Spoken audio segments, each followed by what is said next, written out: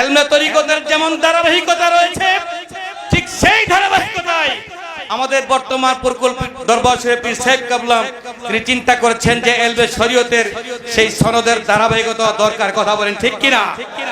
এই ধারাবাহিকতা রক্ষার্থে, সেই খেদমতের কল্যাণার্থে অনেক আগে থেকেই তার হৃদয়ের মধ্যে বহু পরিকল্পনা, জল্পনা কল্পনা যে এই দরবার থেকে কিভাবে ইমাম বুখারী রাহিমাহুল্লাহ বারি তার বুখারী বা হাদিসের কিভাবে দর্শ দেওয়ার মাধ্যমে এই মাদ্রাসা থেকে যারা হাদিস দর্শ দিবে তারা যেন এই সনদ দিয়ে বাংলাদেশ নয় সমগ্র বিশ্বে হাদিসের দর্শ দিয়ে সেই সনদের মধ্যে অন্তর্ভুক্ত হয়ে যাবে, যেই সনদের তাওয়াজ্জু এবং তাওয়াজ্জু এবং মারিফত রাসূলুল্লাহ সাল্লাল্লাহু আলাইহি ওয়াসাল্লামের পক্ষ থেকে পৌঁছবে। কথা কোন ঠিক কিনা?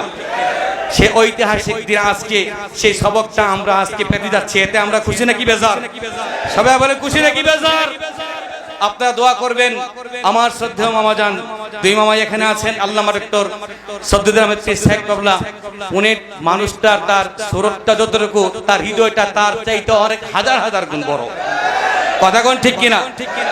আলহামদুলিল্লাহ, আপনারা জেনে খুশি হবেন প্রায় 2000 কোটি টাকার প্রকল্প তিনি বাজেট করেছেন। আমরা দোয়া করি আল্লাহ তাআলা দরবারে আল্লাহ রাব্বুল আলামিন যেন আমার মামাজানকে এই প্রকল্প বাস্তবায়ন করার পূর্ণ তৌফিক দান করেন। সকলে বলে আমিন।